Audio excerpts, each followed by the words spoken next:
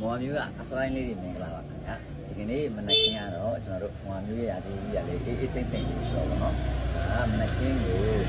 အားလုံးကောင်းတဲ့ဆိုင်လေးတစ်ဆိုင်ကိုဆက်ပါဖြစ်ပါတယ်ခင်ဗျာဒီဆိုင်လေးကကျွန်တော်တို့မိသားစုလေးတွေဗောနော်ပေါင်းပြီးဖွင့်ထားတဲ့ဆိုင်လေးဖြစ်တဲ့အတွက်ဆက်ဆံရေးလည်းအထူးကောင်းပါနဲ့နောက်လို့ရှိရင်ဈေးနှုန်းလည်းတင့်တယ်ဗောနော်စားရတယ်ကျွန်တော်တို့စားတောက်ကလည်းရကရှိရှိတက်တက်ရှင်းရှင်းဗောနော်အဓိကအနေနဲ့စီအရန်ကြီးမများပဲနဲ့ဗောနော်စားလို့ကောင်းတယ်လောက်ထားတဲ့ဆိုင်လေးဖြစ်ပါတယ်ကဲအဲ့တော့ကျွန်တော်ဒီဆိုင်လေးကိုတောက်ကြမယ်ခင်ဗျာ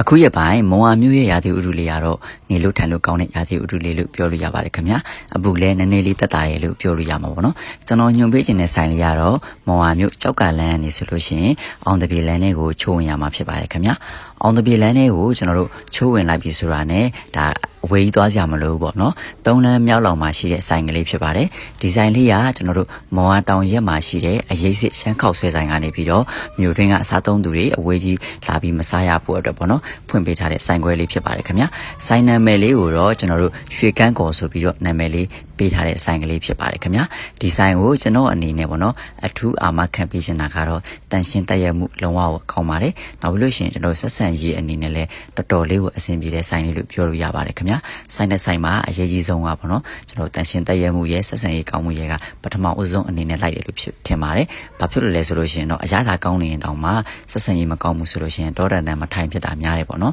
ကျွန်တော်ကတော့စားနေကြအတိုင်းပဲပေါ့နော်ဒါရှမ်းရေပြိုမှာဝတ်တလုံးနဲ့စားပါတယ်အရသာကတော့ကျွန်တော်တို့တော်တော်လေးထိန်းထားနိုင်တဲ့ဆိုင်လို့ပြောလို့ရပါတယ်ခင်ဗျာနောက်ပြီးလို့ရှိရင်ကျွန်တော်အကြိုက်ဆုံးကပေါ့နော်စီတွေဝှေ့နေအောင်ထည့်မထားပဲနဲ့စားသုံးသူတော်တော်လေးအဆင်ပြေအောင်ကျန်းမာရေးနဲ့ညီညွတ်အောင်ပေါ့နော်ကူးစိုက်ပေးထားတဲ့ဆိုင်လေးလို့ကျွန်တော်အနေနဲ့ကတော့ထင်ပါတယ်ကျွန်တော်ပြောတာကိုပဲမယုံပါနဲ့ကိုယ်တိုင်သွားပြီးတော့စားကြည့်ပါစားကြည့်လို့အဆင်မပြေဘူးဆိုလို့ရှိရင်ကျွန်တော်စီကိုပေါ့နော်လာပြီးတော့ပြောလို့ရပါတယ်ခင်ဗျာကျွန်တော်လုံးဝကိုအာမခံပေးနိုင်ပါတယ်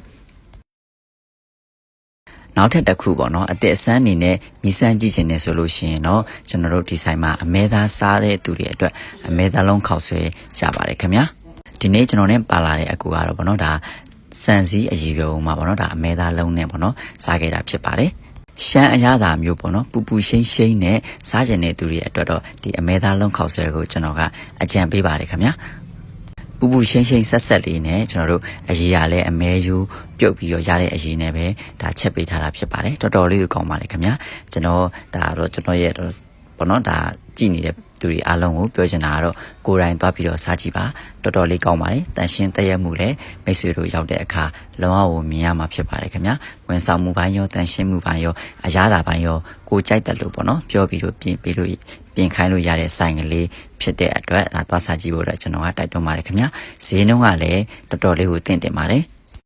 ရှမ်းရတာစစ်စစ်စားခြင်းတဲ့သူတွေအတွက်ဆိုလို့ရှိရင်တော့ဒီဇိုင်းလေးကိုအကြံပေးပါတယ်ခင်ဗျာရှမ်းစံစည်းစံပြားပေါ့နော်ဒါနောက်လို့ရှိရင်စီချက်မုံဒီရပါတယ်ခင်ဗျာဟောနောက်ထပ်ပေါ့နော်ဒီဇိုင်းမှာကျွန်တော်အကြိုက်ဆုံးရာကတော့ဒီ